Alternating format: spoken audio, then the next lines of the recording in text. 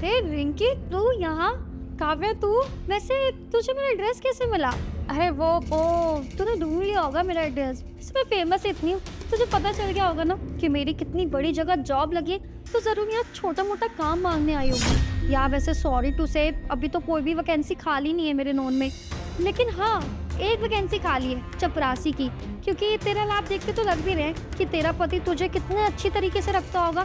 जरूर वो भी चपरासी की नौकरी करता होगा अभी, तो तू भी वही मांगने आई होगी, है ना? अरे नहीं यार। अरे यार बस कर, मैंने सब अच्छे से जानती हूँ। देख तो सही क्या हालत बना के रखी हुई है तूने अपनी। तुझे पता चल ही गया होगा कि जहाँ मैं काम करती हूँ ना, शर्मा प्रोडक्शन, वहाँ के सीईओ विनय शर्मा आज मेरे घर पर डिनर करने आ रहे, तभी तूने सोचा होगा कि क्यों ना मेरे घर आ जाओ। वैसे सही किया तूने यहाँ आके।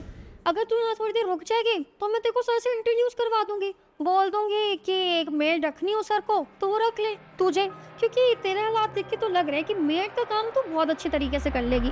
तो अंदर आजा, कोई नहीं, मैं इंट्रोड्यूस करवा दूंगी तुझे। ठीक है, मैं रुक जाती हूँ, देखती हूँ कि कितने बड़े सीईओ हैं जो आज आ रहे हैं। हाँ आनंद,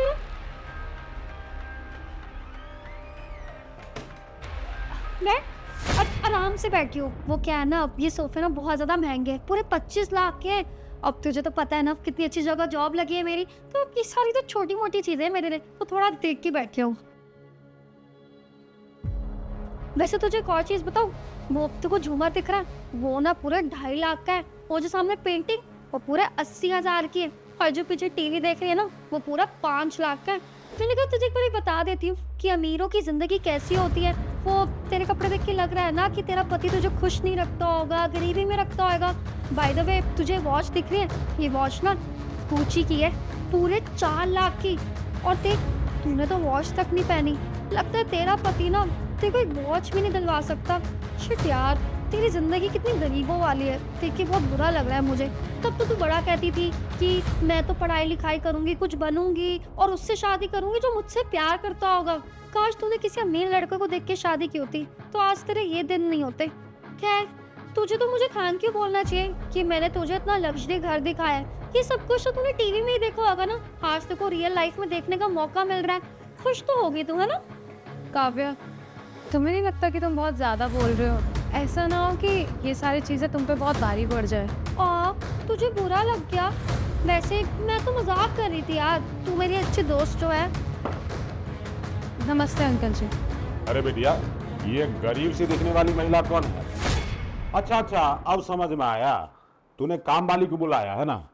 ठीक है बेटिया, इसको भी सरला की तरह 5,000 रुपया दे देना, और दोनों टाइम का खाना और आने जाने का भाड़ा भी दे देना। रख ले इसको काम के लिए। अरे नहीं पापा, ये कोई काम वाली नहीं है, ये तो मेरी दोस्त है रिंकी। और देखो ना, हाजी का और मैं का हूँ, और हम दोनों ना साथ में ही पढ़ते थे। क्या ये तुम्हारी फ्रेंड है? अरे बेटिया, तुम्हारी फ्रेंड को ये पता नहीं है कि आज के इस मॉडर्न युग में सलवार सूट कौन पहनता है।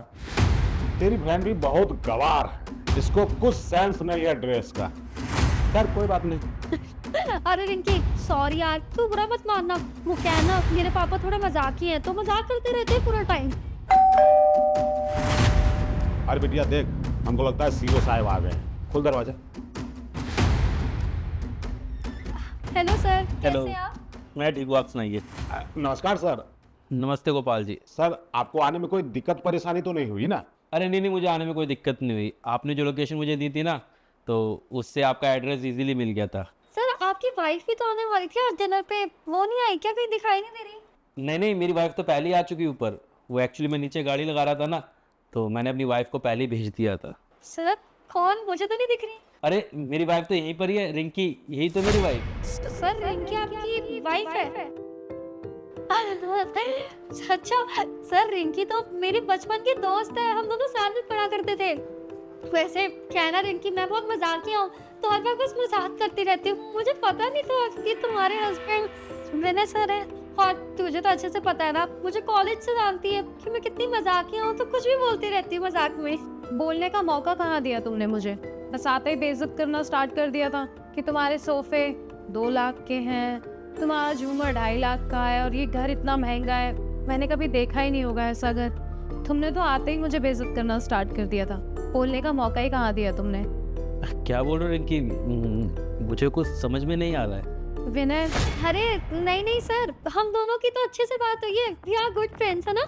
नहीं विनय, बहुत इंसल्ट किया है काव्या ने मेरे को, और इनफैक्ट इसके पापा ने भी मुझे बहुत इंसल्ट किया। मेरे कपड़े देख करके इन्होंने मुझे जज कर लिया कि मैं यहाँ पे मेड के लिए आई हूँ। सैलरी भी सोच ली थी इन लोगों ने 5,000 रुपए, और पता है क्यों जज किया है मुझे? सिर्फ इसलिए क्योंकि मैंने सूट पहन रखा है। इन लोगों को लगता है कि जो कोई सूट पहनता है ना, वो घर में नौकरानी का काम करता है, या तो कहीं पे चपरासी वपरासी की छोटी मोटी काम करता होगा।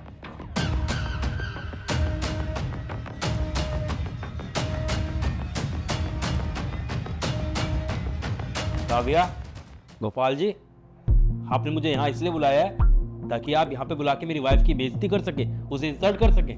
अरे नहीं सर, मेरी मति मारी गई है जो मैं इनकी बेइज्जती करता। एक्चुअली इन्होंने बताया नहीं कि ये आपकी वाइफ है। सर, मैं आपको विश्वास दिलाता हूँ कि आज के बाद ना तो मैं और ना ही मेरी बेटी किसी के साथ भी गलत व्यवहार करेगी। बस पहली और आखिरी गलती को माफ कर दीजिए सर। मुझे जिस हिसाब से रिंकी ने बताया था ना, मुझे लगता था कि तुम काफ़ी होनहार होगी, और गोपाल जी ने भी काफ़ी तारीफ की थी तुम्हारी, इसलिए मैंने तुम्हारा कोई प्रोजेक्ट दिया था। हालांकि मुझे पता है, रिंकी ने बताया कॉलेज टाइम में तुम कैसे रिंकी की इंसल्ट करती थी। खाली रिंकी की नहीं, हर लड़की की इंसल्ट करती थी, और हमेशा प्राउड फील करती थी, और तुम्हें बहुत मज़ा आता था दूसरों का मजाक उड़ाने में और उन्हें बेइज्जत करने में। पर मुझे लगा शायद वक्त के साथ साथ तुम बदल गई होंगी। तुम पढ़ाई में अच्छी थी, रिंकी ने मुझे ये चीज़ बताई थी। मुझे भी ऐसे लगा कि वक्त के साथ ना इंसान बदल जाता है। कॉलेज की जो लाइफ होती है वो बहुत ही लड़कपन वाली होती है, उसमें इंसान अक्सर गलतियां करता है, लेकिन बाद में लाइफ के अंदर सीरियस हो जाता है। लेकिन अभी भी तुम्हारा व्यवहार वैसा का वैसा ही है, तुम तो बिल्कुल नहीं बदली हो। जैसे तुम कॉलेज में हुआ करती थी, तुम वैसी ही हो काव्या। मुझे लगता है कि गलती मेरी ही है।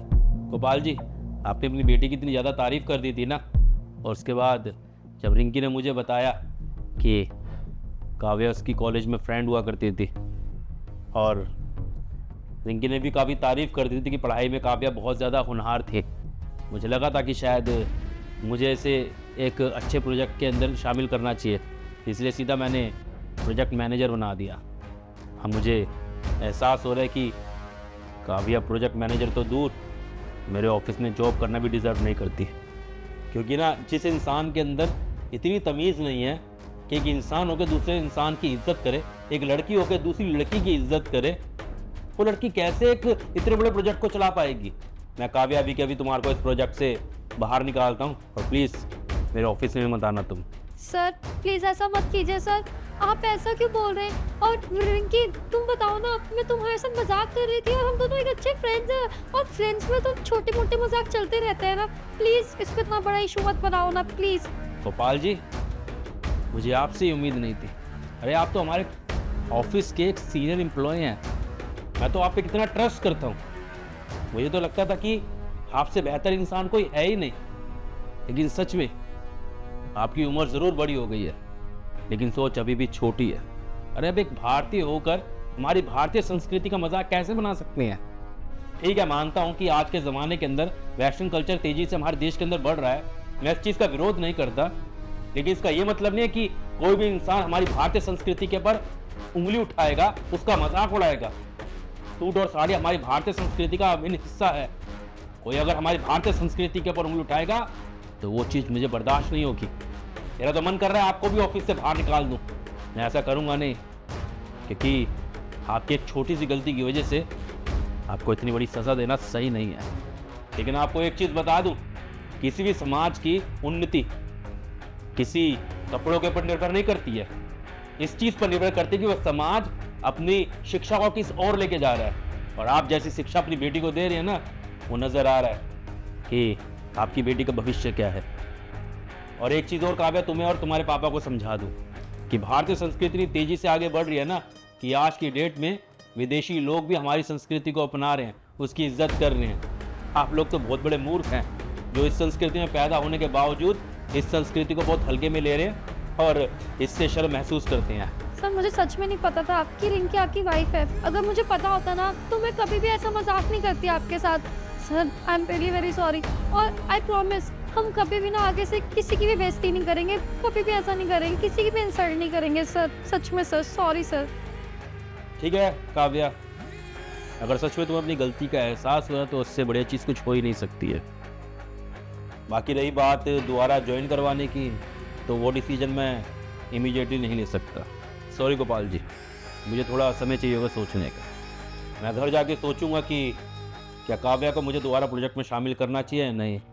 उसके लिए मुझे थोड़ा वक्त लगेगा। और आपको जॉब से इसलिए नहीं निकाला क्योंकि आप हमारे सीनियर एम्प्लॉय हैं, आप जानते हैं मेरा नेचर बहुत अच्छी तरह से। बस अपनी बेटी को थोड़ा समझाना कि आगे से कभी किसी के साथ बदतमीज़ी ना करे, ना किसी के साथ मिसबिहेव करे, और छोटा और कोई भी बड़ा हो हर किसी की इज्जत करे। बाकी अपने थोड़े एटीट्यूड को कम रखना। आप गाइस, उम्मीद करता हूँ आपको वीडियो अच्छी लगी होगी। और आप जानते हैं कि इस वीडियो को मैं दिल में बैठ के बना रहा हूँ। आप कौन से शहर में बैठ के वीडियो को देख रहे हैं ज़रूर बताना। और हमेशा की तरह इस बार भी हमारा जो मोटिव था वो यही था कि हम अपनी वीडियो के द्वारा एक पॉजिटिव मैसेज समाज में फैलाना चाहते थे। बाकी हमें आपके सपोर्ट की ज़रूरत है। वीडियो को शेयर ज़रूर करना। मिलते हैं अगली वीडियो में। Bye bye, take care, love you all, bye.